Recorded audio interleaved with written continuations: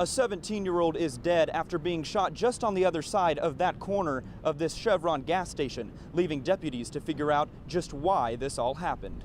And here in New Hampshire, every 1 in 2 people know someone affected by heroin. Bailey and other concerned worshipers plan to give this signed petition to Pope Francis himself when he visits New York City on Friday. Well, if you plan on grabbing a bite to eat at McDonald's tomorrow, you might want to rethink that decision. We're here in the media room at the University of New Hampshire, where for the first time Bernie Sanders is facing off one-on-one against Hillary Clinton since Martin O'Malley dropped out of the race. This is the cafeteria and stage room where principals say things can get a little bit cramped, feeding 300 students per lunch period and having lines staggering into the feeding area. DPS says the easiest way to get a hold of students is via text. That's why they'll send an orange alert straight to your cell phone in the middle of class as soon as an emergency happens. Chilling new video posted on social media shows the warning from an American suicide bomber. His message: you are not safe.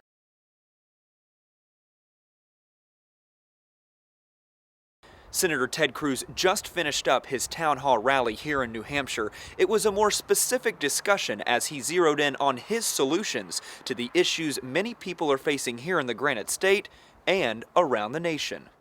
The Texas senator, trying to keep up the momentum after winning Iowa, already seems to be looking past the New Hampshire primary. We're competing in New Hampshire, and then from New Hampshire we're going straight to South Carolina, where we've got an amazing team on the ground. And then 10 days after South Carolina is Super Tuesday. But here in Nashua, it was standing room only as Cruz rallied his troops, at one point cracking a joke about Hillary Clinton to fire up the crowd after a comment made by a Cruz supporter.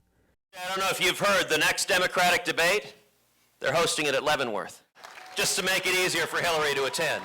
All jokes aside, Cruz continuing to distance himself from the Republican establishment, urging voters to keep his conservative opponents accountable for their political records. Here's something fundamentally wrong. When Republican presidential candidates are mirroring Barack Obama's talking points. Cruz vowing he's fought the battles so many evangelical Republicans care about, issues like Obamacare. That's the question we gotta ask. Have you stood and suffered the slings and arrows to take on Obamacare? I'll tell you this, if I am elected president, we will repeal every word of Obamacare.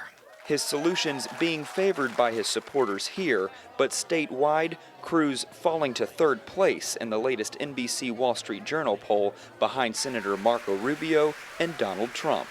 But Senator Cruz is confident moving forward. And then we hope and believe Super Tuesday is going to be an incredible day for courageous conservatives all across this country, an incredible day for the grassroots.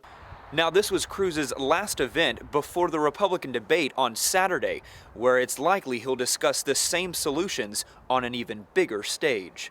Reporting from New Hampshire, Hunter Saenz, KPRC, Channel 2 News.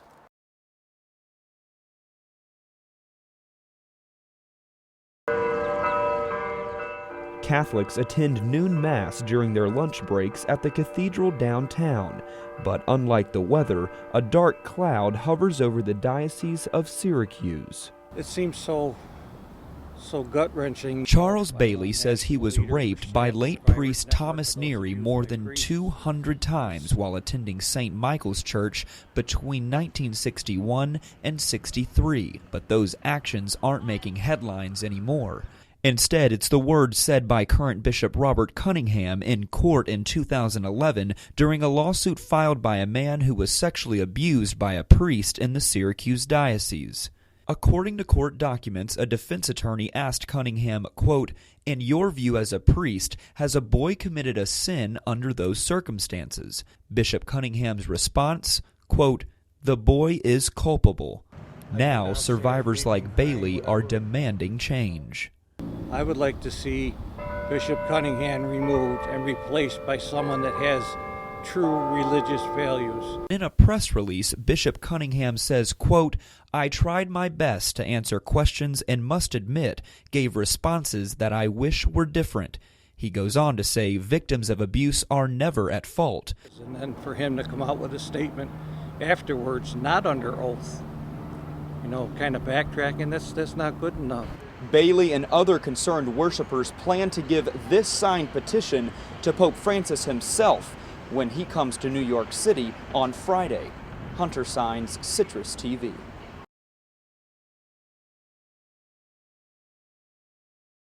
From coffee to brushing your teeth to packing your lunch, it's all part of the usual morning routine. As is for some, riding a bus to school or work. But on this bus, the route might be routine. However, the ride is anything but, and it's all because of the man behind the wheel. Good morning, dear. How are you? Good, how are you? Fine and dandy. Mickey Mahan, known to his passengers as the Flying Busman, describes himself as wild. I struck somebody in the forehead the other day. This morning, Mickey decides to pass out his own poetry via paper airplane, just before reading it over the intercom. Tickles the untouched ivories, manufacturing a melody that grabs no one. But for the ex-SU writing professor turned bus driver of more than 20 years, it's more than just sharing his poetry and melodies of bus stops with his riders. I would like them to at least feel a little more carefree and to realize that being carefree is a possibility in life. And to his passengers, Good morning, Saeed. Good morning. How are you, bud? he's more than just a bus driver. He cares a lot more, and he understands that like kids are kids, you know what I mean? And he tries to see like the best in everything, and he's never having a bad day, which is always really good. Sophomore Devin Ward says one day after failing an exam, Mickey was there to brighten her day with a few words of motivation, helping her to realize there are more important things than a test. There is no satisfaction greater than that of being yourself, being who you are, not being afraid of who you are, loving who you are, and offering that to the world. While to some, Mickey might just be another source of transportation, but to others, he's safe, he's fun. It's a great ride. living proof that there's something better than routine, something better than a great day, making someone else's. Hunter Saenz, NCC News.